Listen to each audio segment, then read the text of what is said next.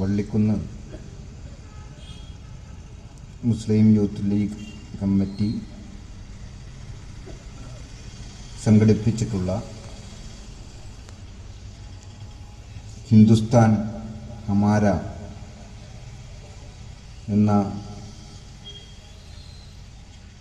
വളരെ കാലിക പ്രസക്തിയുള്ള പ്രമേയത്തെ അധികരിച്ചുള്ള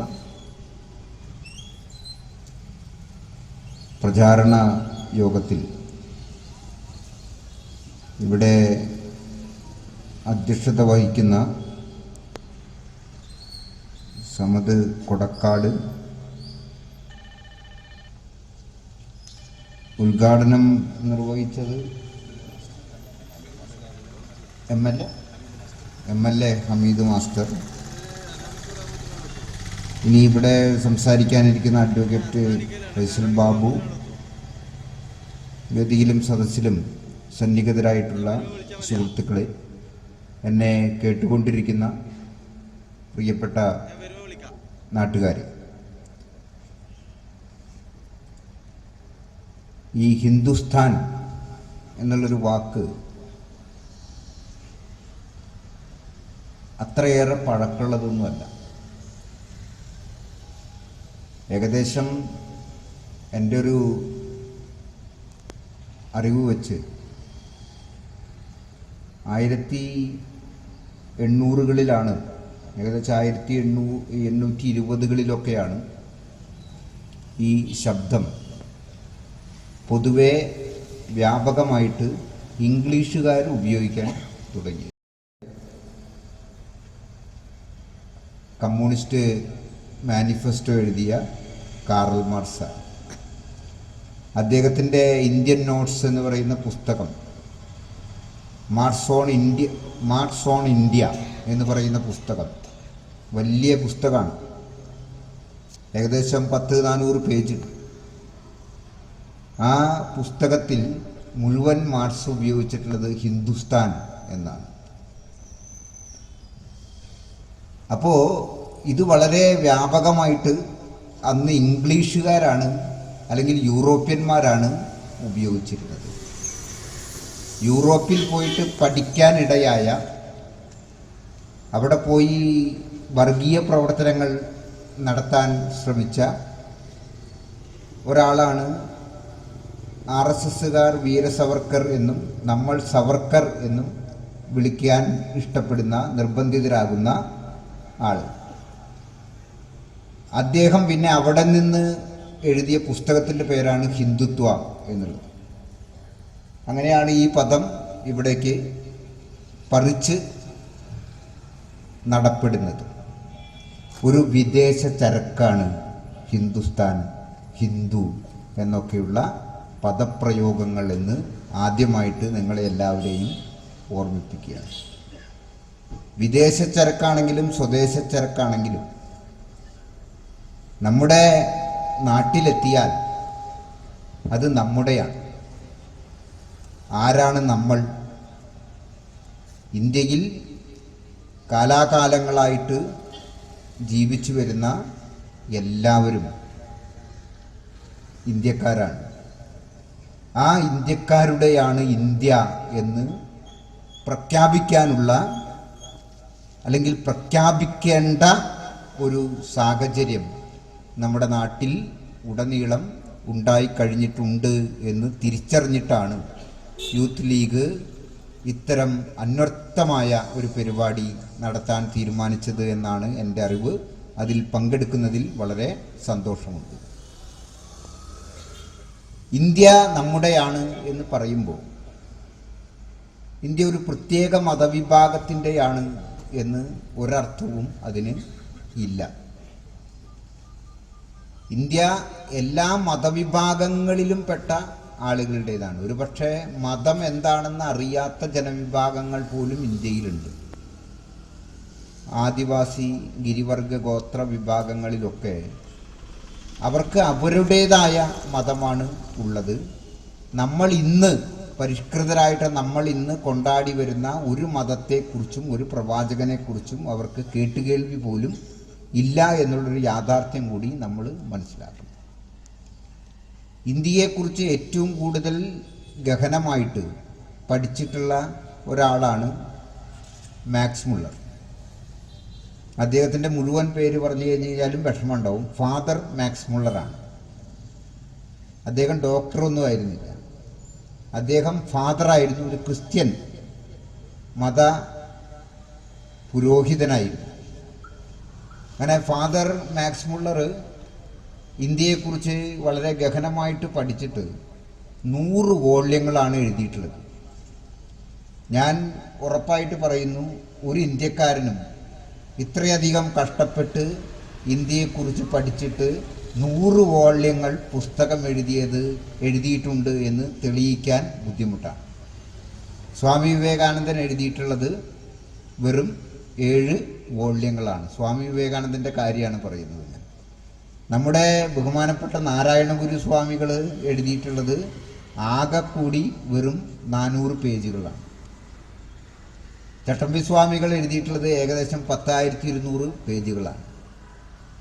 അപ്പം നമ്മൾ മനസ്സിലാക്കേണ്ടത് മാക്സ് മുള്ളർ എന്ന് പറയുന്ന ഒരു വിദേശ ക്രൈസ്തവ പാതിരിയാണ് ഇന്ത്യയെക്കുറിച്ച് പഠിച്ച് 100 വോള്യങ്ങൾ അദ്ദേഹം എഴുതിയത്. അതിനോടുള്ള ബഹുമാനാർത്ഥമാണ് സ്വാമി വിവേകാനന്ദൻ മാക്സ് മുള്ളറെ പോയിട്ട് കാണുകയും കണ്ടതിന് ശേഷം അദ്ദേഹത്തെ മോക്ഷമൂലർ എന്ന് സംസ്കൃതത്തിലേക്ക് തർജ്ജമ ചെയ്ത് വിളിച്ച് ഒരു വിശേഷനാമം നൽകി ബഹുമാനിക്കുകയും ചെയ്യുന്നുണ്ട്.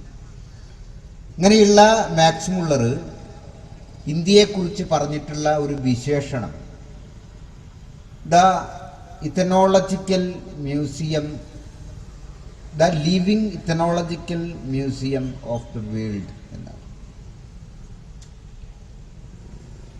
ലോകത്തിലെ ജീവിക്കുന്ന നരവംശ പ്രദർശനശാലയാണ് ഭാരതം എന്ന് പറയുന്നത്.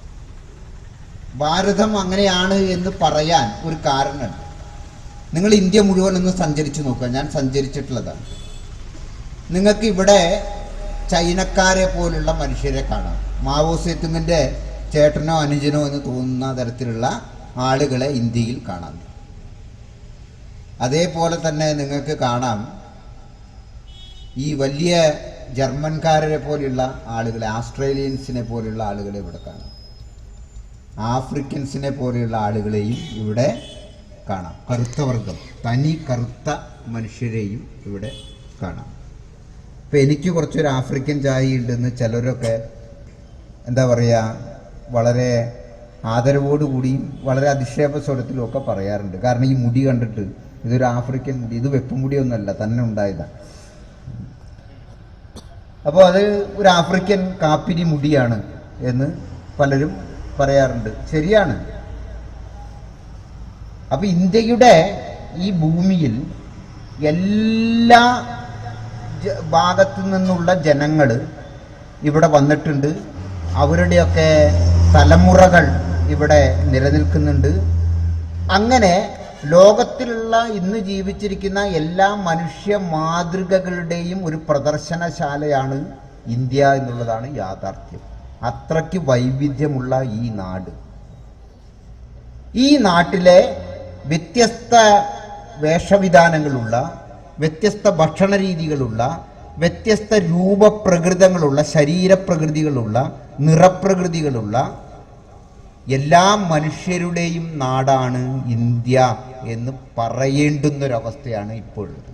ഇപ്പം ഇവിടെ ചിലവർ ഇന്ത്യ എന്ന് പറയുന്നത് അവർക്ക് തറവാട്ടു സ്വത്തായിട്ട് ആരോ എഴുതി കൊടുത്ത ഒരു സ്ഥലം പോലെയാണ് കാണുന്നത്. അതുകൊണ്ട് ഇപ്പോഴും എന്ത് പറഞ്ഞാലും പറയുന്നത് പാകിസ്ഥാനിലേക്ക് പോയിക്കൊള്ളാനാണ്. ലോകത്ത് വേറെ രാജ്യങ്ങളൊന്നുമില്ല നമുക്ക് പോവാൻ.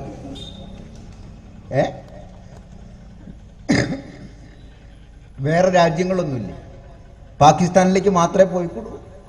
UR ആനന്ദമൂർത്തിയോട് പറഞ്ഞു പാകിസ്ഥാനിലേക്ക് പോയിക്കൊള്ളാൻ. ഇപ്പോൾ നമ്മുടെ പ്രിയപ്പെട്ട സംവിധായകൻ കമലിനോട് പറയുന്നു പാകിസ്ഥാനിലേക്ക് പോയിക്കൊള്ളാൻ. നാളെ എന്നോടും പറഞ്ഞേക്കാം പാകിസ്ഥാനിലേക്ക് പോയിക്കൊള്ളാം. ഇതുവരെ പറഞ്ഞിട്ടില്ല. അങ്ങനെ പറഞ്ഞു കഴിഞ്ഞാൽ ഞാൻ ആ പറഞ്ഞ ആളുടെ വീട്ടിലേക്ക് നേരിട്ട് ചെല്ലും, ടിക്കറ്റ് എടുത്തു തരാൻ പറയും. അത് ഉറപ്പാണ്. എനിക്കാവക പേടിയൊന്നുമില്ല. കാരണം മേലെ കീഴെ താഴെ ഭൂമി എന്ന് പറഞ്ഞ് നടക്കുന്ന ആളാണ് ഞാൻ സാധാരണ പറയാറുണ്ട്, വെല്ലുവിളിയൊന്നും അല്ല കേട്ടോ, ഒരു സത്യം പറയാം. വെല്ലുവിളിക്കേണ്ട ആവശ്യമൊന്നുമില്ല. നിങ്ങൾ എൻ്റെ അടുത്തേക്ക് വരുമ്പോൾ ആലോചിക്കുക, നിങ്ങൾക്ക് എന്തെങ്കിലും പറ്റിയാൽ അയ്യോ എന്ന് പറഞ്ഞ് അലറിക്കരയാൻ ആരെങ്കിലുമൊക്കെ നിങ്ങളുടെ വീട്ടിൽ ഉണ്ട്. എനിക്ക് എന്തെങ്കിലും പറ്റിയാൽ അങ്ങനെ അലറിക്കരയാൻ ആരുമില്ല. അതിൻ്റെ ഒരു ചങ്കൂറ്റം എന്ന് പറയുന്നത് വളരെ വലുതാണ്. അതിൻ്റെ ഒരു ചങ്കൂറ്റം ഉണ്ടല്ലോ, അത് ഇത്തിരി വളരെ വലുതാണ്. അതറിഞ്ഞിട്ട് നമ്മളോടൊക്കെ പാകിസ്ഥാനിലേക്ക് പോകാൻ പറഞ്ഞാൽ മതി. ഇവിടെ എല്ലാവരോടും പറയാണ് പാകിസ്ഥാനിലേക്ക് പോയിക്കൊള്ളാം. നമ്മളങ്ങോട്ട് ചെന്നാൽ പാകിസ്ഥാൻ കയറ്റാതിരിക്കുകയല്ല, അവിടെയുള്ളവരെ കൊണ്ട് തന്നെ അവർ പൊറുതിമുട്ടിയിട്ടിരിക്കുകയാണ്.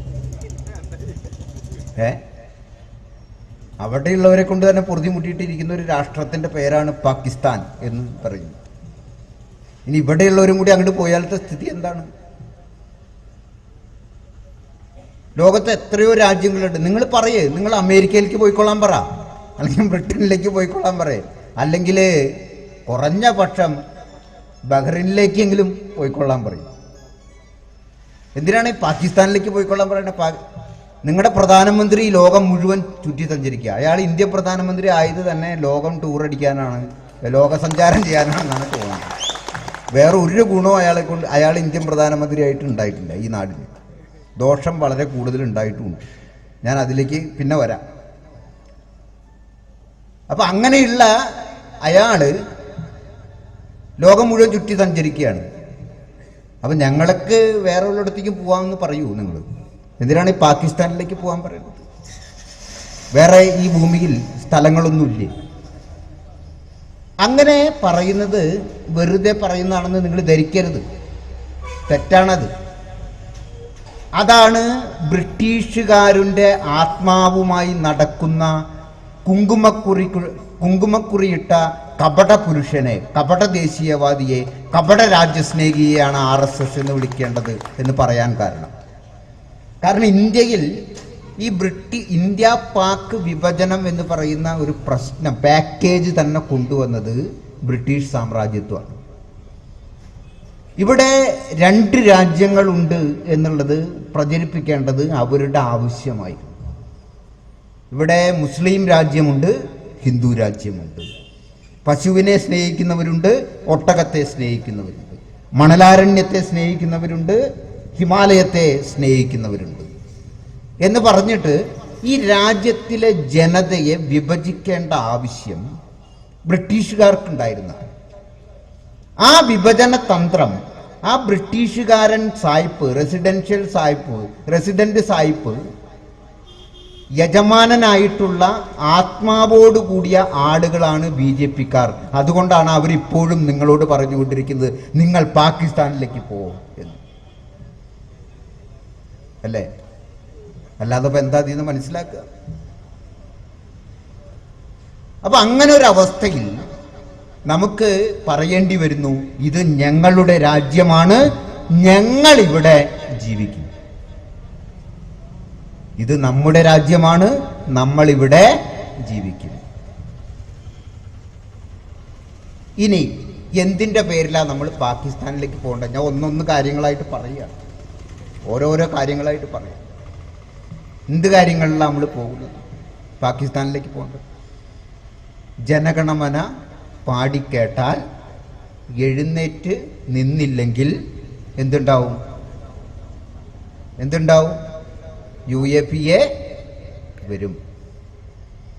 അല്ലെങ്കിൽ നമുക്ക് പാകിസ്ഥാനിലേക്ക് പോവാൻ പറഞ്ഞ് മാരാർജി ഭവനിൽ നിന്ന്, തിരുവനന്തപുരത്ത് നിന്ന് തിട്ടൂരങ്ങൾ ഇറക്കാൻ AN രാധാകൃഷ്ണനെ പോലെയുള്ള കുങ്കുമക്കുറിയിട്ട കഴുതകൾ പത്രസമ്മേളനം നടത്തും.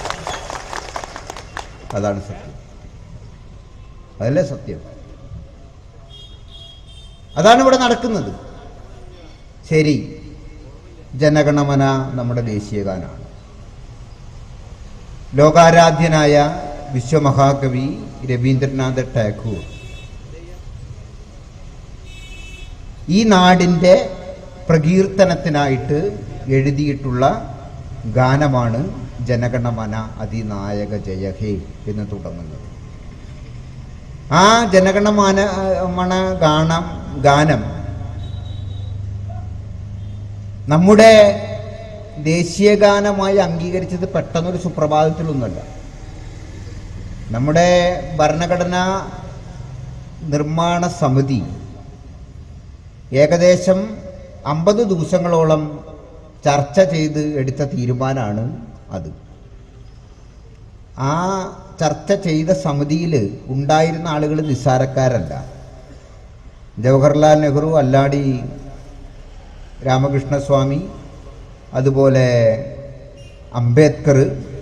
ഞാൻ രോഹിത് വെമുലയെ പറ്റി ഓർക്കുമ്പോൾ നമ്മുടെ ഭരണഘടന തയ്യാറാക്കിയ ഒരു ദളിതൻ അംബേദ്കറെ കുറിച്ച് ഓർക്കണം. നമ്മൾ ഇന്ന് സംസാരിക്കുന്നത് അംബേദ്കർ സ്ക്വയറിൽ നിന്നുകൊണ്ടാണ്.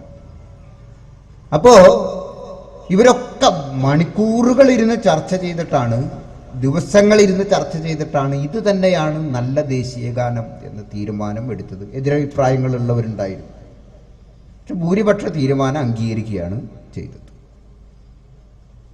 ഈ ദേശീയ ഗാനം ഇന്ത്യയുടെ ചരിത്രത്തിൽ, സ്വതന്ത്രാനന്തര ഭാരതത്തിൻ്റെ ചരിത്രത്തിൽ ഒരിക്കൽ പോലും പാടാത്ത, പാടിക്കേട്ടാൽ അതിനെ ബഹുമാനിക്കാത്ത ഒരു സംഘടനയുണ്ടെങ്കിൽ ആ സംഘടനയുടെ പേരാണ് RSS എന്ന് പറയുന്നത്. ഞാൻ ഇവിടുത്തെ എല്ലാ RSS സുഹൃത്തുക്കളോടും അനുഭാവികളോടും ഒരു ചെറിയ കാര്യം അന്വേഷിക്കുകയാണ്.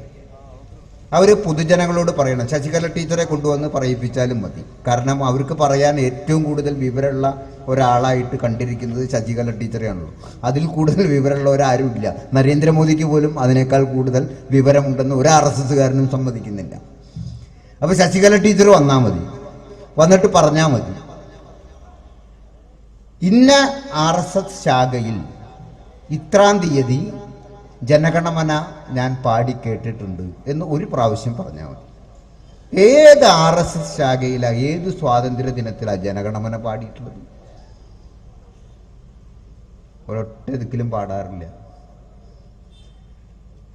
സ്വന്തം സംഘടനയ്ക്കകത്ത്, സംഘടനയുടെ പരിശീലനങ്ങളിൽ, സംഘടനയുടെ പരിപാടികളിൽ സ്വയം പാടി ഒരിക്കൽ പോലും RSSകാരൻ ബഹുമാനിക്കാത്ത ജനഗണമന നമ്മൾ ആരെങ്കിലും പാടിയില്ലെങ്കിൽ നമ്മളെ ദേശദ്രോഹി എന്ന് വിളിക്കാൻ ഈ RSSകാർക്ക് എന്ത് ധാർമ്മികമായ അധികാരമാണ് ഉള്ളത്? നിങ്ങൾ ആദ്യം നിങ്ങളുടെ സംഘടനയിൽ ജനഗണമന നടപ്പാക്കൂ, അതിനുശേഷം നാട്ടുകാരോട് പറയൂ ജനഗണമന പാടൂ എന്ന്. അതല്ലേ നല്ലത്? എന്തേ അവരത് ചെയ്യാത്തത്? കാരണമുണ്ട്. ഇപ്പൊ കമലിനെതിരെ പറയുന്ന ഒരു കാര്യമുണ്ടല്ലോ. കമലിന്റെ പേര് ഇപ്പൊ എല്ലാവർക്കും മനസ്സിലായി, കമാലുദ്ദീൻ എന്നാണെന്നുള്ളത്. എനിക്കിതുവരെ മനസ്സിലായിരുന്നില്ല. എനിക്കിതുവരെ മനസ്സിലായിരുന്നില്ല. ആകെ കൂടി BJPയെ കൊണ്ട് കേരളത്തിനുണ്ടായിട്ടുള്ളൊരു ഗുണം എന്ന് പറയുന്നത്, ഇത്രയധികം മലയാളിയെ സന്തോഷിപ്പിച്ച സിനിമകൾ പുറപ്പെട്ട ഒരു പ്രതിഭ, അല്ലാഹു അക്ബർ എന്ന നാമം ജപിക്കുന്ന ഒരു മനസ്സിൽ നിന്നാണ് എന്നുള്ളത് എല്ലാവർക്കും മനസ്സിലായി. അതാണ് BJPക്കാരെ കൊണ്ടുണ്ടായിട്ടുള്ളൊരു ഗുണം. നല്ലതാണ്. ഇപ്പം കമല് ജനഗണമന പാടാൻ തയ്യാറല്ലാത്തവരെ, പാടിക്കേട്ടപ്പോൾ എഴുന്നേറ്റ് ബഹുമാനിക്കാൻ തയ്യാറല്ലാത്തവരെ അനുകൂലിച്ചു എന്ന് പറഞ്ഞിട്ടാണല്ലോ കമലിനോട് പാകിസ്ഥാനിലേക്ക് പോകാൻ പറഞ്ഞത്. അങ്ങനെയാണെങ്കിൽ ഞാൻ പറയുന്നു, ഈ RSSകാർ അവരുടെ 10 കോടി മെമ്പർമാരെയും കൊണ്ട് പാകിസ്ഥാനിലേക്ക് പോയാൽ ഇന്ത്യ രക്ഷപ്പെട്ടു. അതിൽ ഒരാളുടെ ടിക്കറ്റ് ഞാൻ എടുത്തു തരാം, നരേന്ദ്രമോദിയുടെ. എനിക്ക് അതിനുള്ള കഴിവുണ്ട് പാകിസ്ഥാനിലേക്ക്. കാരണം അയാൾ ഈ നാടിൽ നിന്ന് പോയാൽ തന്നെ ഇന്ത്യയുടെ എല്ലാ പ്രശ്നവും തീർന്നു. ഇന്ന് ഇന്റർനാഷണൽ മോണിറ്ററി ഫണ്ടിൻ്റെ ഒരു റിപ്പോർട്ട് വന്നിട്ടുണ്ട്. നമ്മളാരും കാശ് കൊടുത്ത് എഴുതിച്ചിട്ടുള്ളതല്ല. പിണറായി വിജയനോ PK കുഞ്ഞാലിക്കുട്ടി സാഹിബോ കൈക്കൂലി കൊടുത്ത് ഇന്റർനാഷണൽ മോണിറ്ററി ഫണ്ടിനെ കൊണ്ട് ഒരു റിപ്പോർട്ട് എഴുതിക്കാൻ പറ്റില്ല. സോണിയാഗാന്ധി വിചാരിച്ചാൽ പോലും എഴുതിപ്പിക്കാൻ പറ്റില്ല. അവർ വ്യക്തമായ കണക്കുകളുടെ അടിസ്ഥാനത്തിൽ, പഠന വിവരങ്ങളുടെ അടിസ്ഥാനത്തിൽ തയ്യാറാക്കി പുറത്തിറക്കിയ ഒരു റിപ്പോർട്ടുണ്ടെന്ന്. ആ റിപ്പോർട്ടിൽ എന്താ പറയുന്നതെന്നറിയും? നോട്ട് അസാധുവാക്കൽ നടപടി ഇന്ത്യൻ സമ്പദ്ഘടനയുടെ നട്ടെല്ലൊടിച്ചു എന്നാണ്. ഇന്ത്യൻ സമ്പദ്ഘടനയുടെ നട്ടെല്ലൊടിച്ച ഒരു നടപടിയെ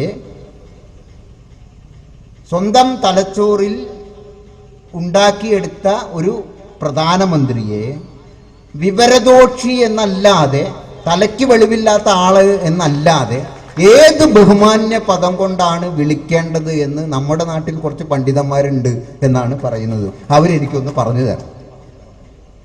നമസ്കാരം. അവരിതൊന്ന് പറഞ്ഞു തരേണ്ടതാണ്. ഇത്രയും വിവരം കെട്ടൊരു നടപടി നമ്മുടെ ചരിത്രത്തിൽ ആരും, ഒരുപക്ഷെ നമ്മൾ തുഗ്ലക്കിന് ബുദ്ധി ഉണ്ടായിരുന്നു എന്ന് മനസ്സിലാക്കുന്നത് നരേന്ദ്രമോദി ഇന്ത്യൻ പ്രധാനമന്ത്രി ആയപ്പോഴാണ്. നരേന്ദ്രമോദി തുഗ്ലക്കൊന്നുമല്ല, തുഗ്ലക്കിനേക്കാൾ താഴ്ന്ന ബോധനിലവാരമുള്ള ഒരാളാണ്. അല്ലെങ്കിൽ എല്ലാവരേക്കാൾ വലിയ വഞ്ചക ബുദ്ധിയാണ്. ഇതിലേതെങ്കിലും ഒന്നാണ്. ഇപ്പൊ എന്താ സംഭവിച്ചിരിക്കുന്നത്? ഡിജിറ്റൽ ഇന്ത്യ എന്നൊക്കെയാണ് പറയുന്നത്. ഡിജിറ്റൽ ഇന്ത്യയുടെ കുഴപ്പം എന്താണെന്നറിയോ? ഞാൻ ഏറ്റവും ചുരുക്കത്തിൽ അത് പറയാനോ ഉദ്ദേശിക്കുന്നത്. അതിൻ്റെ വിശദാംശങ്ങളിലേക്ക് പോവാം വേണമെങ്കിൽ, പക്ഷേ സമയമില്ല. എന്താണ് ഡിജിറ്റൽ ഇന്ത്യയുടെ ഒരു കുഴപ്പം? എൻ്റെ കയ്യിൽ ഞാൻ ഉണ്ടാക്കിയ, കഷ്ടപ്പെട്ടുണ്ടാക്കിയ, എൻ്റെ വിയർപ്പ് കൊണ്ടുണ്ടാക്കിയ 100 രൂപയുണ്ട്.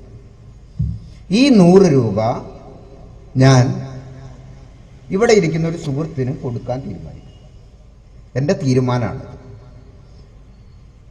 പക്ഷേ ഞാൻ ഈ 100 രൂപ കൊടുക്കണമെങ്കിൽ എനിക്കിപ്പോൾ കറൻസി ആയിട്ട് കൊടുക്കാൻ പറ്റില്ല. കാരണം ഉരയ്ക്കണം, ഉരച്ചാലേ കൊടുക്കാൻ പറ്റും. അപ്പോൾ ഉരയ്ക്കാൻ വേണ്ടിയിട്ട് കാർഡ് എൻ്റെ കയ്യിലുണ്ട്, അയാളുടെ കയ്യിലും ഉണ്ട് കാർഡ്. അയാൾക്ക് അക്കൗണ്ട് ഉണ്ട്, എനിക്കും അക്കൗണ്ട് ഉണ്ട്. എന്നിട്ട് ഞാൻ ഈ പൈസ അയാൾക്ക് ട്രാൻസ്ഫർ ചെയ്യാണ് ബാങ്ക് വഴി. ബാങ്ക് വഴി ട്രാൻസ്ഫർ ചെയ്യുമ്പോൾ എന്ത് സംഭവിക്കുമെന്നറിയോ നിങ്ങൾക്ക്? ഇതിൽ നിന്ന് 1 രൂപ 40 പൈസ അംബാനിയുടെ പോക്കറ്റിലേക്ക് പോകും. അങ്ങനെ ഇന്ത്യയിലെ 100 കോടി ജനങ്ങൾ ഈ ഒരക്കൽ പ്രക്രിയ നടത്തിയാൽ, ഒരു ദിവസം 100 കോടി ജനങ്ങൾ ഈ ഒരക്കൽ പ്രക്രിയ നടത്തിയാൽ, ഓരോ 100 കോടി ഇൻറ്റു 1 രൂപ 40 പൈസ എന്ന് വെച്ച് നിങ്ങളെ കണക്ക് കൂട്ടിക്കോ. ഇത് അയാളുടെ അക്കൗണ്ടിൽ ചെന്ന് ചേർന്നാൽ അയാൾ ആരാവും എന്നുള്ളത് നമുക്കറിയാം. അപ്പം അതിൻ്റെ ഒരിത്തിരി കമ്മീഷൻ സ്വിസ് ബാങ്കിൽ നരേന്ദ്രമോദിയുടെയോ ബന്ധുക്കളുടെയോ ഒക്കെ പേരിൽ ഇട്ടുകൊടുക്കും. കാരണം ഇന്ത്യയിൽ അയാൾ കല്യാണം കഴിച്ചിട്ട് നമ്മളറിഞ്ഞത് ഇപ്പോഴേ 70-ാം വയസ്സിലാണ്. അയാൾ 25 വയസ്സിലാണ്ട് കല്യാണം കഴിച്ചിട്ട് ഇന്ത്യക്കാരൻ അയാൾ കല്യാണം കഴിച്ചിരുന്ന ഒരാളാണെന്ന് അറിഞ്ഞത് ഇപ്പോഴാണ്, ഒരു 2-3 വർഷം മുമ്പാണ്. ഇപ്പം അയാൾ വിദേശങ്ങളിലേക്കൊക്കെ പോകുന്നുണ്ട്. എവിടെയൊക്കെ കല്യാണം കഴിച്ചിട്ടുണ്ടെന്ന്, ആരുടെയൊക്കെ പേരിൽ ബാങ്ക് അക്കൗണ്ട് തുറന്നിട്ടുണ്ടെന്ന് ആർക്കറിയാം? ഞാൻ രാഷ്ട്രീയം പറയല്ല, എന്നെ കൊണ്ട് പറയിപ്പിക്കുകയാണ്. ഈ ചാനലുകളിൽ വന്നിരുന്ന് ഈ വിഡ്ഢിത്തം മുഴുവൻ പറഞ്ഞുകൊണ്ടിരിക്കുകയാണ്, നുണ പറഞ്ഞുകൊണ്ടിരിക്കുകയാണ്. ഈ നുണ പറച്ചിലാണ് അവസാനിപ്പിക്കേണ്ടത്. അപ്പം ഞാൻ പറഞ്ഞു വന്നത് ഇതാണ്: നമ്മുടെ ജനഗണമനയായിട്ട് RSSകാർക്ക് ഒരു ബന്ധമില്ല എന്ന് മാത്രമല്ല, ജനഗണമനയെ എതിർത്തുകൊണ്ട് സ്വാതന്ത്ര്യാനന്തര ഭാരതത്തിൽ ഇറങ്ങിയിട്ടുള്ള ഏറ്റവും വലിയ പുസ്തകം ആരുടേതാണെന്നറിയോ? അത് ഒരു SDPIക്കാരൻ്റേതല്ല, ഒരു താലിബാനിസ്റ്റിൻ്റേതല്ല, ഒരു AP സുന്നി വിഭാഗക്കാരൻ്റേതല്ല, ഒരു EK സുന്നി വിഭാഗക്കാരൻ്റേതും അല്ല, മുസ്ലിം ലീഗുകാരൻ്റേതല്ല, കമ്മ്യൂണിസ്റ്റുകാരൻ്റേതല്ല, മാവോയിസ്റ്റിൻ്റേതല്ല, RSSകാരൻ്റെയാണ്. ആ RSSകാരൻ്റെ പേര് ഞാൻ നിങ്ങൾക്ക് പറഞ്ഞുതരാം. R ഹരി എന്നാണ്, രംഗനാഥ ഹരി. ഈ രംഗനാഥഹരി ജീവിച്ചിരിക്കുന്നത് നമ്മുടെ നാട്ടിൽ തന്നെയാണ്, കൊച്ചിയിൽ. അയാളൊരു പുസ്തകം എഴുതിയിട്ടുണ്ട്, വന്ദേ മാതരം എന്നാണ്. എന്താണ് രംഗനാഥഹരിയുടെ ഉത്തരവാദിത്വം എന്നറിയോ നിങ്ങൾക്ക്? RSS എന്ന് പറയുന്ന സംഘടനയിൽ ദേശീയ ബൗദ്ധിക് പ്രമുഖാണ്. എന്ന് വെച്ചാൽ RSSന്റെ ദേശീയ ബുദ്ധിജീവിയുടെ പേരാണ് ആർ ഹരി എന്ന് പറയുന്നത്. ഹരിയേട്ടൻ എന്ന് എല്ലാവരും വിളിക്കും. ഈ ഹരിയേട്ടൻ എഴുതിയിട്ടുള്ള പുസ്തകമാണ് വന്ദേ മാതരം എന്നുള്ളത്. നിങ്ങൾ ആ വന്ദേ മാതരം വായിച്ചു നോക്കുക. അതിൽ പറഞ്ഞിരിക്കുന്നത് ജനഗണമന ദേശീയ ഗാനം ആക്കാൻ കൊള്ളാത്ത പാട്ടാണ്, അതിനെ ബഹുമാനിക്കേണ്ട ആവശ്യമില്ല എന്നാണ്. അത് എഴുതി അത് പ്രചരിപ്പിച്ച് അതുകൊണ്ട് RSS ശാഖകളിൽ ഒരിക്കൽ പോലും ജനഗണമന പാടാത്ത കാക്കിനിക്കറുകാരനാണ് നമ്മളോട് ജനഗണമന പാടിയില്ലെങ്കിൽ നീ രാജ്യദ്രോഹിയാണ് എന്നും നീ പാകിസ്ഥാനിലേക്ക് പോകേണ്ട ഈ ഇന്ത്യയുടെ ശത്രുവാണെന്നും പറഞ്ഞുകൊണ്ടിരിക്കുന്നത്. ഈ കാപട്യം തുറന്നു കാണിക്കാതെ പറ്റില്ല. ഞാൻ ഹിന്ദു എന്ന വാക്കിനെ കുറിച്ച് പറഞ്ഞു തുടങ്ങിയിട്ടാണ് വന്നത്. RSSകാരുടെ ഒരു ഗുരുജിയുണ്ട്, അദ്ദേഹത്തിനെ നമ്മളൊക്കെ വിളിക്കുന്നത് ഗോൾവൾക്കർ എന്നാണ്. വേണമെങ്കിൽ മിസ്റ്റർ ഗോൾവൾക്കർ എന്നും കൂടി വിളിക്കാം. കാരണം മരിച്ചുപോയ ഒരാളാണ്. മരിച്ചുപോയ ആളുകളെ നമ്മൾ ബഹുമാനിക്കണം. അതുകൊണ്ട് അയാൾ ജീവിച്ചിരുന്നെങ്കിൽ നമുക്ക് അങ്ങനെ ചിലപ്പോൾ വിളിക്കാൻ കഴിഞ്ഞു എന്ന് വരില്ല. പക്ഷെ ഇപ്പം നമ്മൾക്ക് അദ്ദേഹത്തെ ബഹുമാനിക്കാം, മിസ്റ്റർ ഗോൾവാൾക്കർ. മിസ്റ്റർ ഗോൾവാൾക്കർ അദ്ദേഹത്തിൻ്റെ ജീവിതത്തിൽ മുഴുവൻ എഴുതിയിട്ടുള്ള കാര്യങ്ങളെല്ലാം ചേർത്ത് ഒരു പുസ്തക പരമ്പര പ്രസിദ്ധീകരിച്ചിട്ടുണ്ട്. ശ്രീ ഗുരുജി സാഹിത്യ സർവസ്വം എന്നാണ് അതിൻ്റെ പേര്. ശ്രീ ഗുരുജി സാഹിത്യ സർവസ്വത്തിലെ 6ാമത്തെ വോള്യത്തിലെ 66ാമത്തെ പേജ് നിങ്ങളൊന്ന് എടുത്തു നോക്കുക. നിങ്ങൾ എടുത്തു നോക്കില്ല എന്ന് ഉറപ്പുള്ളത് കൊണ്ടല്ല സ്വാമി ഇത് പറയുന്നത്. ആരെടുത്തു നോക്കിയാലും ഇത് കാണുമെന്ന് ഉറപ്പുള്ളത് കൊണ്ട് തന്നെയാണ് ഇത് പറയുന്നത്. അങ്ങനെ ചിലവരുണ്ട്, പേജിൻ്റെ നമ്പറും പുസ്തകത്തിൻ്റെ നമ്പറും ഒക്കെ പറഞ്ഞ് ആ നമ്പർ കാണിക്കുന്ന ആളുകൾ. നമ്മളിത് നമ്പർ കാണിക്കുന്ന ആളല്ല. ഗുരുജി സാഹിത്യ സർവസ്വത്തിലെ 6ാം വോള്യത്തിലെ 66ാം പേജ് നിങ്ങൾ എടുത്തു നോക്കിയാൽ അതിൽ ഒരു കാര്യം കാണാം. അതിൽ ഗോൾവൾക്കർ എഴുതുകയാണ്, എന്തിനാണ് മുസ്ലിങ്ങളും ക്രിസ്ത്യാനികളും അവരുടെ മക്കൾക്ക് സൈമൺ, ഇബ്രാഹിം തുടങ്ങിയ വിദേശ ചുവയുള്ള ശബ്ദങ്ങൾ കൊണ്ട് പേര് നൽകുന്നത്? എന്തുകൊണ്ട് മുസ്ലിമിനും ക്രിസ്ത്യാനിക്കും കൃഷ്ണൻ, രാമൻ തുടങ്ങിയ സ്വദേശി നാമങ്ങൾ തന്നെ അവരുടെ മക്കൾക്ക് നൽകിക്കൂടാ? അങ്ങനെ ദേശീയ പാരമ്പര്യത്തിൻ്റെ ഭാഗമാകാൻ അവർക്ക് എന്തുകൊണ്ട് കഴിയുന്നില്ല ചോദിക്കുകയാണ്. ഞാൻ ഗോൾവാൾക്കറോടും ഇത് തന്നെയാണ് ചോദിക്കുന്നത്. ഗോൾവാൾക്കറുടെ അനുചരന്മാരായിട്ടുള്ള കുമ്മനം രാജശേഖരൻ മുതൽ നരേന്ദ്രമോദി വരെയുള്ള ആളുകളോടും ഞാൻ ഇത് തന്നെയാണ് ചോദിക്കുന്നത്. എൻ്റെയും ചോദ്യം അത് തന്നെയാണ്. എന്തിനാണ് വിദേശി ചുവയുള്ള ഒരു ശബ്ദം കൊണ്ട് ഈ നാടിൻ്റെ സംസ്കാരത്തെ വിളിക്കുന്നത്, ഈ നാടിനെ വിളിക്കുന്നത് ഹിന്ദു എന്ന ശബ്ദം കൊണ്ട്? ഹിന്ദു എന്ന ശബ്ദം ഇബ്രാഹിം എന്ന ശബ്ദത്തോളം തന്നെ വിദേശിയാണ്. ഞാൻ ഇബ്രാഹിം എന്ന ശബ്ദം വിദേശിയാണെന്ന് പറഞ്ഞത് ഹിന്ദു എന്ന ശബ്ദം പോലെ തന്നെ വിദേശിയാണത്. കാരണം പഴയ മറ്റ് ഭാഷകളിൽ നിന്ന് വന്നിട്ടുള്ളതാണ്, സംശയമൊന്നുമില്ല കാര്യം. ഹിന്ദു എന്ന ശബ്ദം വന്നിട്ടുള്ളത് പാഴ്സി ഭാഷയിൽ നിന്നാണ്. നിങ്ങൾ മുഹമ്മദ് നബിയുടെ ജീവചരിത്രം വായിച്ചാൽ മനസ്സിലാവും. മാർട്ടിൻ ലിങ്സിൻ്റെ ജീവചരിത്രമെങ്കിലും വായിച്ചാൽ മനസ്സിലാവും. മുഹമ്മദ് നബിയോട് ഏറ്റവും ശത്രുതയുണ്ടായിരുന്ന, മുഹമ്മദ് നബിയുടെ അനുചരന്മാർ യുദ്ധക്കളത്തിൽ മരിച്ചു കിടക്കുന്നത് കണ്ടപ്പോൾ അവിടെ വന്ന് അവരുടെ കരള് പറിച്ച് തിന്ന് ചവച്ച് തുപ്പിയ ഒരു സ്ത്രീയെക്കുറിച്ച് മുഹമ്മദ് നബിയുടെ ജീവചരിത്രത്തിൽ എല്ലാ ജീവചരിത്രകാരന്മാരും വിവരിക്കുന്നുണ്ട്. അവരുടെ പേര് ഹിന്ദ് എന്നായിരുന്നു. നിങ്ങൾ വായിച്ചിട്ടുണ്ടോ എന്നറിയില്ല. അപ്പൊ ഈ ഹിന്ദ് എന്ന് പറയുന്ന ശബ്ദം പാഴ്സി ശബ്ദമാണ്. അത് ലോകവ്യാപകമായിട്ട് പലയിടത്തും പലരും ഉപയോഗിച്ചിരുന്ന ശബ്ദമാണ്, പല അർത്ഥങ്ങളുള്ള ശബ്ദമാണ്. എന്നാൽ ഈ ഹിന്ദ്, ഹിന്ദു എന്ന ശബ്ദങ്ങൾ വിദേശങ്ങളിൽ ധാരാളം ഉപയോഗിച്ചിരുന്നു എന്നുള്ളത് അല്ലാതെ ഋഗ്വേദത്തിലോ യജുർവേദത്തിലോ സാമവേദത്തിലോ അഥർവവേദത്തിലോ ഈശം, കേനം, കഠം, മാണ്ഡൂക്യം, മുണ്ടകം, തൈത്തിരീയം, പ്രശ്നം, ബൃഹദാരണ്യകം, ചാന്നോക്യം, ചേതാശ്വേതരം, കൈവല്യം തുടങ്ങിയ ഉപനിഷത്തുക്കളിലോ ഒന്നും ഒരിക്കൽ പോലും ഈ ശബ്ദം ഉപയോഗിച്ചിട്ടില്ല. പോരാ, ഈ ഉപനിഷത്തുക്കൾക്കും ഭഗവത്ഗീതയ്ക്കുമൊക്കെ ഭാഷ്യമെഴുതിയ കേരളീയനായ ഒരു ആചാര്യനുണ്ടല്ലോ, ശങ്കരാചാര്യർ. ശങ്കരാചാര്യരുടെ ഒറ്റ കൃതിയിൽ പോലും ഹിന്ദു എന്ന ശബ്ദം ഉപയോഗിച്ചിട്ടില്ല.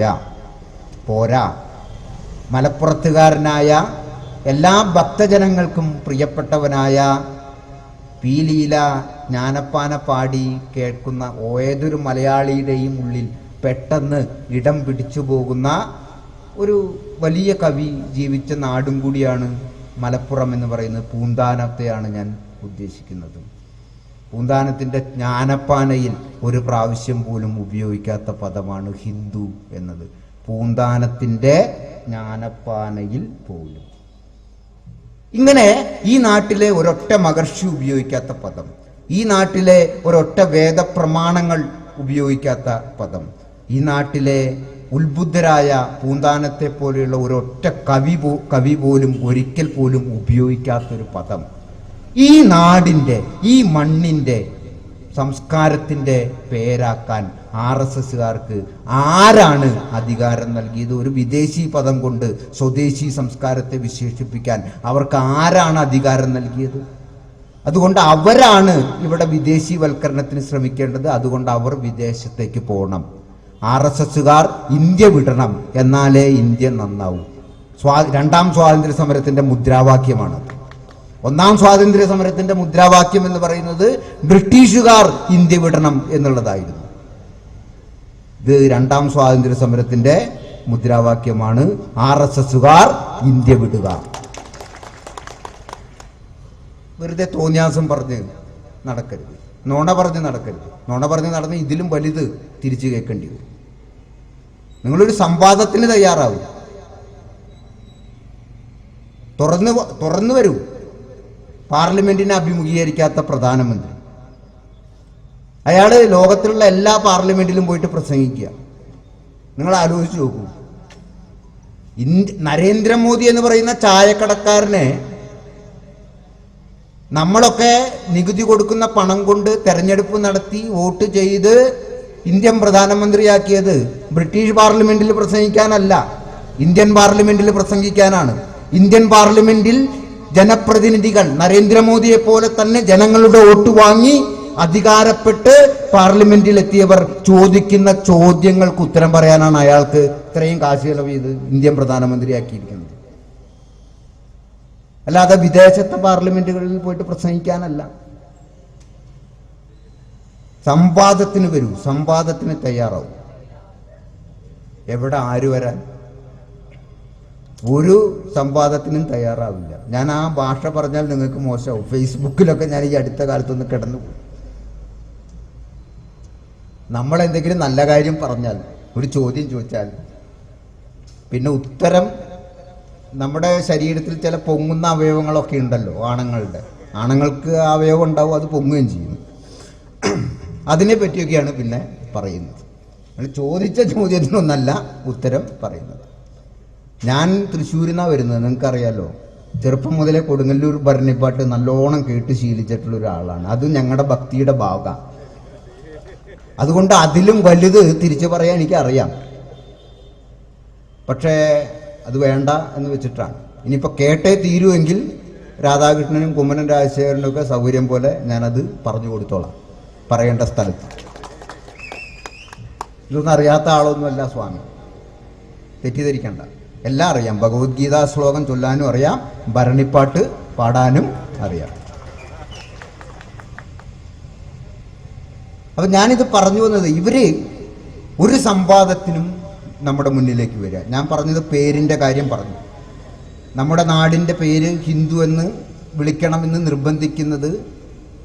നിർബന്ധിക്കുന്നവർക്ക് ഹിന്ദു വിദേശി പദമാണ് എന്ന ബോധം പോലും ഇല്ല. സോണിയാഗാന്ധി വിദേശിയാണ്, അതുകൊണ്ട് അവർ നാട് വിടട്ടെ എന്ന് പറയാൻ ഇവിടെ എല്ലാവർക്കും വലിയ ആവേശം. പക്ഷെ നമ്മുടെ നാടിനെ നമ്മുടെ നാട്ടുകാർ ഉപയോഗിക്കാത്ത ഒരു പദം കൊണ്ട്, നമ്മുടെ നാട്ടിലെ ഒരു ഋഷീശ്വരനും ഉപയോഗിക്കാത്ത പദം കൊണ്ട് വിശേഷിപ്പിക്കണം എന്ന് പറയുന്നവരോട് നാട് വിട്ടു പോകാൻ പറയാൻ ഇവിടെ ആണുങ്ങളില്ല എന്നുള്ളതാണ് നമ്മുടെ ദുരന്തം, മതേതരത്വം നേരിടുന്ന വെല്ലുവിളി. ഞാൻ അതാണ് സൂചിപ്പിച്ചത്. ഒന്നാം. ഇനി മറ്റൊരു കാര്യം സൂചിപ്പിക്കാനുള്ളത് വസ്ത്രധാരണമാണ്. ഇപ്പൊ പർദ്ദ ധരിച്ച് ഒരാൾ ഇതിലെ പോണ കണ്ടാൽ, ഒരു സ്ത്രീ ഇതിലെ പോകുന്നത് കണ്ടാൽ, ഒരു അമ്മ ഇതിലെ പോകുന്നത് കണ്ടാൽ ഉടനെ RSSകാർ പറയും, കണ്ടു വിദേശി വസ്ത്രം.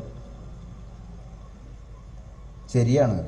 പർദ്ദ എന്ന് പറയുന്നൊരു വസ്ത്രധാരണ രീതി, പ്രത്യേകിച്ച് ഇവിടെ ഇപ്പോൾ കാണുന്ന തരത്തിലുള്ളൊരു വസ്ത്രധാരണ രീതി എൻ്റെ ഒന്നും ഓർമ്മയിൽ ഒരു ഉമ്മയും ഒരു ഇത്തയും ഇവിടെ ധരിച്ച് കണ്ടിട്ടില്ല. ഈ അടുത്ത കാലത്താണ് അത് വ്യാപകമായത്. അതിൽ ഒരു അറേബ്യൻ അനുകരണമുണ്ട്, ഇല്ല എന്നൊന്നും പറയാൻ പറ്റില്ല. അപ്പോൾ അത് വിദേശി വസ്ത്രമാണ്. ശരിയാണ്. നമ്മുടെ പാരമ്പര്യത്തിനിണങ്ങിയ, ദേശത്തിനിണങ്ങിയ, കാലാവസ്ഥയ്ക്കിണങ്ങിയ മാന്യമായ വസ്ത്രം ധരിക്കണം എന്നുള്ളത് മാത്രമേ ഞാൻ മനസ്സിലാക്കിയിടത്തോളം നബിചര്യയുമായി ബന്ധപ്പെട്ട് പറയാനുള്ളൂ. ആ കാലാവസ്ഥയ്ക്കിണങ്ങാത്ത വസ്ത്രധാരണം എന്ന നിലയിൽ പർദ്ദയ്ക്ക് ചില പോരായ്മകളുണ്ട്, വിദേശിത്വമുണ്ട് എന്നൊക്കെ നമുക്ക് പറയാം. പക്ഷെ ഞാൻ വേറൊരു ചോദ്യം ചോദിക്കുകയാണ്. ഈ പാൻറ്റോ, ഈ pant, coat, suit, tie, Narendra Modi ഇപ്പിട്ട് നടക്കുന്ന വസ്ത്രങ്ങളുണ്ടല്ലോ, അതൊക്കെ എങ്ങനെയാണ്? വിദേശിയാണോ സ്വദേശിയാണോ? ആദ്യം അയാൾ എന്ത് ചെയ്യണം? സ്വദേശി വസ്ത്രം ധരിക്കണം. ജീവിതത്തിൽ ഒരിക്കൽ പോലും കതർ ധരിക്കാത്ത ഒരാളാണ് ചർക്ക തിരിച്ച് ഗാന്ധിയാവാൻ നോക്കിയിട്ടുള്ളത്. ഇതെന്താ പൊറോട്ട് നാടകം? ഇത് പൊറോട്ട് നാടകം കളിക്കാനുള്ള സ്ഥലമാണോ ഇന്ത്യൻ രാഷ്ട്രീയം എന്ന് പറയുന്നത്? നാടകമൊക്കെ കളിക്കണമെന്നുണ്ടെങ്കിൽ അയാൾ വല്ല ഡ്രാമ സ്കൂളിലും പോയി പഠിച്ച് അതിൽ ചേർന്ന് കളിക്കട്ടെന്ന്. എന്തിനാണ് ഇന്ത്യൻ പ്രധാനമന്ത്രി ആവാനും രാഷ്ട്രീയത്തിലേക്കും ഒക്കെ വന്നത്? അയാൾ ഡ്രാമ കളിക്കട്ടെ, ബാല കളിച്ച് നടക്കട്ടെ. രാവണനാവാം, ശ്രീരാമനാവാം, അർജുനനാവാം, ഭീമനാവാം, മഹാത്മാഗാന്ധി ആവാം നാടകത്തിൽ. പക്ഷെ ജീവിതത്തിലാവണമെങ്കിൽ ഇങ്ങനെയൊന്നും പോരാ. ജീവിതത്തിലാവണമെങ്കിൽ മഹാത്മാഗാന്ധിയുടെ മനസ്സ് വേണം. മഹാത്മാഗാന്ധിയുടെ മനസ്സ് എന്ന് പറയുന്നത് മതേതരത്വത്തിന്റെ മനസ്സാണ്, വർഗീയതയുടെ മനസ്സല്ല. മഹാത്മാഗാന്ധിയുടെ മനസ്സ് ദക്ഷിണാഫ്രിക്കയിൽ നിന്ന് നരേന്ദ്രമോദിയേക്കാൾ സുന്ദരനായിരുന്നു മഹാത്മാഗാന്ധി. കോട്ടും സ്യൂട്ടും ഒക്കെ അണിഞ്ഞ് അദ്ദേഹം തൊപ്പിയൊക്കെ വെച്ച് ഇന്ത്യയിലേക്ക് വന്നു കഴിഞ്ഞപ്പോൾ അദ്ദേഹം കണ്ടത് ഇവിടെ കോണകമുടുക്കാൻ പോലും തുണിയില്ലാത്ത പാവപ്പെട്ട കർഷകരെയാണ്. അപ്പൊ ഇവരെയാണ് ഞാൻ സേവിക്കേണ്ടത് എന്ന് മനസ്സിലാക്കിയ മഹാത്മാഗാന്ധി ആദ്യം അദ്ദേഹത്തിന്റെ വസ്ത്രം ഉപേക്ഷിക്കുകയാണ് ചെയ്തത്. അല്ലാണ്ട് വീട് ഉപേക്ഷിക്കുകയല്ല ചെയ്തത്. കസ്തൂർബാ ഗാന്ധി കൂടെ എപ്പോഴും ഉണ്ടായിരുന്നു. ഗാന്ധി ഭാര്യയെ ഉപേക്ഷിക്കുകയല്ല ചെയ്തത്, മറിച്ച് വസ്ത്രം ഉപേക്ഷിക്കുകയാണ് ചെയ്തത്. വസ്ത്രം ഉപേക്ഷിച്ചിട്ട് എന്ത് ചെയ്തു? ഏത് സാധാരണക്കാരനും ഇന്ത്യയിൽ ധരിക്കാൻ കഴിയുന്ന ഒരു വസ്ത്രം, തോർത്തുമുണ്ട്, മുട്ടിന് കീഴെയുള്ള ഒരു തോർത്തുമുണ്ട്, കൃഷിവലന്റെ വസ്ത്രം ധരിച്ചു. ആ വസ്ത്രം ധരിച്ചിട്ടാണ് മഹാത്മാഗാന്ധി വിക്ടോറിയ രാജ്ഞിയുമായി പോലും ചർച്ചകൾ നടത്തിയിരുന്നത്, വിദേശ നയതന്ത്ര ചർച്ചകൾ നടത്തിയിരുന്നത്. അല്ലാതെ അവിടെ പോകുമ്പോൾ കോട്ടിട്ട് പോയിരുന്നില്ല മഹാത്മാഗാന്ധി. അവിടെ പോകുമ്പോഴും ഈ ഒറ്റ തോർത്ത് കൊടുത്തിട്ടാണ് പോകുന്നത്. അപ്പോഴാണ് വിൻസ്റ്റൺ ചർച്ചിൽ ഇയാളുടെ വേഷം കണ്ടിട്ട് സഹിക്കാൻ പറ്റാണ്ടാണ് വിൻസ്റ്റൺ ചർച്ചിൽ പറഞ്ഞത്, ഒരു എന്താ പറയുക, ഒറ്റമുണ്ടുടുത്ത തെണ്ടി ദേ വരുന്നു ഇന്ത്യയിൽ നിന്ന് എന്ന്. വിൻസ്റ്റൺ ചർച്ചിലിന്റെ ഭാഷയാണ്. ഒരു ഒറ്റമുണ്ടുടുത്ത തെണ്ടി ഇന്ത്യയിൽ നിന്ന് കപ്പൽ കയറിയിട്ടുണ്ട് നമ്മളെ ശല്യപ്പെടുത്താൻ വേണ്ടിയിട്ട് എന്നാണ് പറഞ്ഞത്.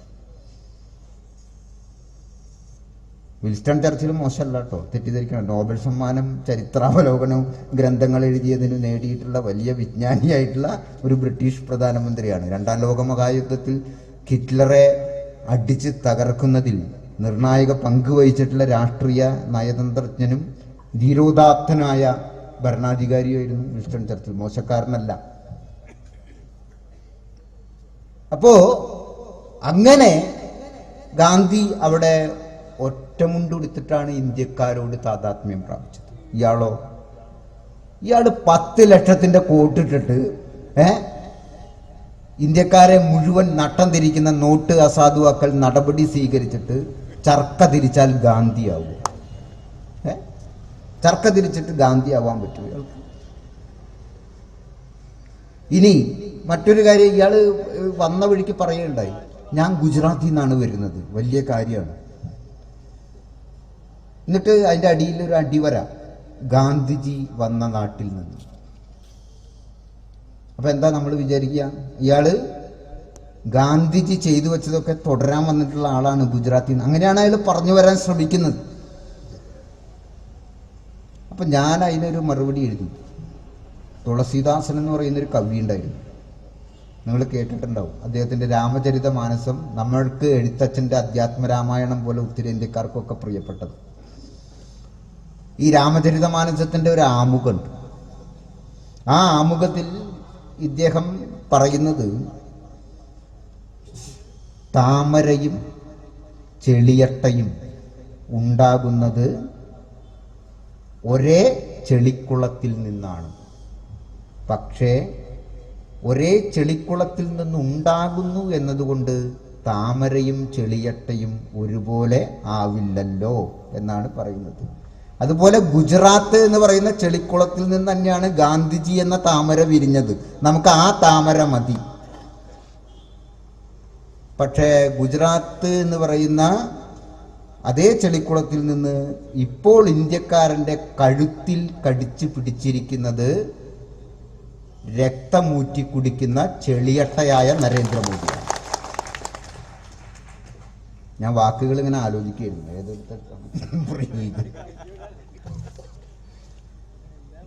ഞാൻ പറഞ്ഞത് രാമചരിതമാനസത്തിലെ ഉപമ വച്ചിട്ടാണ്. അപ്പൊ ഈ ഒരേ സ്ഥലത്തുനിന്ന് വന്നു എന്നുള്ളത് കൊണ്ട് ഒരേപോലെയാവും ഇല്ലല്ലോ. പ്രവൃത്തി അങ്ങനെയാവണം, ചിന്ത അങ്ങനെയാവണം, മനസ്സ് അങ്ങനെയാവണം. നമ്മുടെ മഹാത്മാഗാന്ധിയുടെ രാജ്യം, അംബേദ്കറുടെ രാജ്യം, ഞാൻ അംബേദ്കറെ കുറിച്ചും കൂടി പറഞ്ഞു നിർത്തുകയാണ്. രോഹിത് വെമുല എന്ന് പറയുന്ന ഒരു ദളിത് വിദ്യാർത്ഥി സവർണ ഭരണം നടക്കുന്ന, ബോധോപബോധങ്ങളിൽ സവർണ ഭരണം നടക്കുന്ന സർവകലാശാലകളിലെ അധികാരി വർഗത്തിൻ്റെ പീഡനങ്ങൾ കൊണ്ട് ആത്മഹത്യ ചെയ്യേണ്ടി വന്ന ഒരു കരിദിനത്തിൻ്റെ 1-ാം വാർഷികത്തിലാണ് നമ്മളിപ്പോൾ എത്തി നിൽക്കുന്നത്. നമ്മുടെ ഭരണഘടന എഴുതിയ ആൾ ദളിതനായിരുന്നു, അംബേദ്കറുടെ ജീവചരിത്രത്തിൽ നടത്തിയിട്ടുള്ളൊരു പരാമർശം എന്നെ ഒരുപാട് ഇരുത്തി ചിന്തിപ്പിക്കുകയും കരയിപ്പിക്കുകയും എൻ്റെ ഇന്ത്യ ഇതാണല്ലോ എന്ന് ആലോചിച്ച് വേദനിപ്പിക്കുകയും ചെയ്തിട്ടുണ്ട്. അംബേദ്കർ മഹാത്മാഗാന്ധിയോ നെഹ്റുവോ സ്വപ്നം കാണുക പോലും കഴിയാത്തത്ര വലിയ ബിരുദധാരിയാണ്. നിയമത്തിൽ ഡോക്ടറേറ്റാണ്. എവിടെ നിന്ന്? ഓക്സ്ഫോർഡ് സർവകലാശാലയിൽ നിന്ന്, കാലിക്കറ്റ് യൂണിവേഴ്സിറ്റി എന്നല്ല. കാലിക്കറ്റ് യൂണിവേഴ്സിറ്റി മോശമായിട്ട് പറയല്ല, ഓക്സ്ഫോർഡ് യൂണിവേഴ്സിറ്റിയിൽ നിന്ന് ആ ബിരുദം വാങ്ങി അംബേദ്കർ ഇവിടെ വന്നിട്ട് അദ്ദേഹത്തിന് ജോലി കൊടുത്തു. ജോലി കൊടുത്തത് ബ്രിട്ടീഷ് സർക്കാരാണ്. അപ്പോൾ ജോലി കൊടുത്തപ്പോഴുള്ളൊരു അദ്ദേഹം അഭിമുഖീകരിച്ചൊരു പ്രശ്നം എന്താണെന്ന് വെച്ചാൽ, പിയൂൺ ബ്രാഹ്മണനായിരിക്കും, കുടുമിയൊക്കെ വെച്ച് വലിയ കുറിയൊക്കെ തൊട്ട് പൂണൂലൊക്കെ കണ്ട് ഇങ്ങനെ ഇട്ട് നടക്കുന്ന ഒരു ബ്രാഹ്മണൻ. അംബേദ്കർ ആ മുറിയിൽ അവിടെ ആ പോസ്റ്റും കാലിൻ്റെ അടുത്താണ് ഇരിക്കുന്നത് എങ്കിൽ ഈ പിയൂൺ എന്ത് ചെയ്യുമെന്നറിയോ? ഈ ഫയൽ എടുത്തിട്ട് ഒറ്റ ഏറാണ് അങ്ങോട്ട്. കാരണം ഇത്ര അടി അകലത്തിലേ നിൽക്കാൻ പാടുള്ളൂ. അപ്പോൾ അംബേദ്കർ പറയുന്നു, മേലുദ്യോഗസ്ഥനായ എൻ്റെ മുഖത്തേക്കായിരിക്കും അദ്ദേഹം എത്ര ശ്രദ്ധിച്ച് ഫയൽ എറിഞ്ഞാലും വന്ന് വീഴുക. അംബേദ്കർ അതൊക്കെ സഹിച്ചിട്ടുള്ള ആളാണ്. അങ്ങനെ ആ മനുഷ്യൻ എഴുതിയൊരു ഭരണഘടനയുണ്ട്. ഭരണഘടന മാത്രമാണല്ലോ, അതാണ് നമ്മുടെ ഭരണഘടന. അത് പോട്ടെ, മഹാത്മാഗാന്ധിയുടെ ഏറ്റവും വലിയ വിമർശകൻ ആരായിരുന്നു നിങ്ങൾക്ക്? RSSകാരും കമ്മ്യൂണിസ്റ്റുകാരും ഒന്നും ആയിരുന്നില്ല, മുസ്ലിം ലീഗും ആയിരുന്നില്ല അന്ന്. മഹാത്മാഗാന്ധിയുടെ ഏറ്റവും കടുത്ത വിമർശകൻ ഡോക്ടർ ഭീമാറാവുജി അംബേദ്കർ ആയിരുന്നു. ഭീമാറാവുജി അംബേദ്കർ മഹാത്മാഗാന്ധിയെ വിമർശിച്ചു, ക്രൂരമായിട്ട് വിമർശിച്ചിട്ടുണ്ട്. മിസ്റ്റർ ഗാന്ധി എന്നല്ലാതെ അംബേദ്കർ ഒരിക്കൽ പോലും മഹാത്മാഗാന്ധി എന്ന് അദ്ദേഹത്തിൻ്റെ ജീവിതത്തിൽ ഉച്ചരിക്കുകയോ എഴുതുകയോ ചെയ്തിട്ടില്ല എന്നുള്ളത് കൂടി നിങ്ങൾ ഓർക്കണം. അംബേദ്കർ അങ്ങനെ വിമർശനം നടത്തിയിട്ട് ധാരാളം ആളുകൾ അത് കേട്ടിട്ടുണ്ട്. പക്ഷേ ഒരു ദളിതനും ഗാന്ധിജിയെ കൊല്ലാൻ തോക്കെടുത്തില്ല. ഗാന്ധിജിയെ കൊല്ലാൻ തോക്കെടുത്തത് ആരാ? ഭഗവത്ഗീതയെ സ്നേഹിക്കുന്നു എന്ന് നാട്ടുകാരോട് പറഞ്ഞു പറ്റിച്ച് നടക്കുന്ന ഹിന്ദുരാഷ്ട്രവാദിയായ ഗോഡ്സെ. ഭഗവത്ഗീതയ്ക്ക് വ്യാഖ്യാനം എഴുതിയ മഹാത്മാഗാന്ധിയെ വെടിവെച്ചു കൊന്നതാരാ? ഭഗവത്ഗീതയാണ്. ഭഗവത്ഗീതയെ ഞങ്ങൾ സ്നേഹിക്കുന്നു, ഭഗവത്ഗീത പിറന്ന നാടിനെ ഞങ്ങൾ സ്നേഹിക്കുന്നു, ഭഗവത്ഗീതയാണ് എൻ്റെ പ്രമാണ ഗ്രന്ഥം എന്നൊക്കെ പറഞ്ഞ് നാട്ടുകാരെ പ്രസംഗിച്ച് പറ്റിച്ചുകൊണ്ട് നടക്കുന്ന ആളുകളുണ്ടല്ലോ, ഹിന്ദുരാഷ്ട്രവാദി. ഗോഡ്സെ ഹിന്ദുരാഷ്ട്രവാദിയായിരുന്നു. അദ്ദേഹം നടത്തിയ പത്രത്തിൻ്റെ പേര് ഹിന്ദുരാഷ്ട്ര എന്നായിരുന്നു. ആ ഹിന്ദുരാഷ്ട്രവാദിയാണ് ഗീതാവ്യാഖ്യാതാവായ ഗാന്ധിജിയുടെ നെഞ്ഞത്തേക്ക് വെടിയുണ്ട ഒഴിച്ചത്. അതുകൊണ്ടാണ് ഞാൻ പറഞ്ഞത്, മഹാത്മാഗാന്ധിയുടെയും അംബേദ്കറുടെയും ജവഹർലാൽ നെഹ്റുവിൻ്റെയും മൗലാന അബ്ദുൽ കലാം ആസാദിൻ്റെയും ഈ മൊയ്ദ് മൗലവിയുടെയും അബ്ദുൾ റഹ്മാൻ സാഹിബിൻ്റെയും, നിങ്ങൾക്ക് ഇഷ്ടാവുമോ എന്നറിയില്ല അബ്ദുൾ റഹ്മാൻ സാഹിബ് എന്നൊക്കെ പറഞ്ഞാൽ, ഈ ഇന്ത്യ നിലനിൽക്കാൻ, ഈ ഇന്ത്യ അതിൻ്റെ മതനിരപേക്ഷ ജനാധിപത്യത്തോടുകൂടി എല്ലാവരുടേതുമായി നിലനിൽക്കാൻ, സമത്വസുന്ദരമായി നിലനിൽക്കാൻ നമ്മൾ ഇവിടെ ഒരു മുദ്രാവാക്യം ഉയർത്തേണ്ടിയിരിക്കുന്നു. ഒരു രണ്ടാം സ്വാതന്ത്ര്യ സമരത്തിന് തിരികൊളുത്തേണ്ട മുദ്രാവാക്യം ഉയർത്തേണ്ടിയിരിക്കുന്നു. RSS ഇന്ത്യ വിടുക.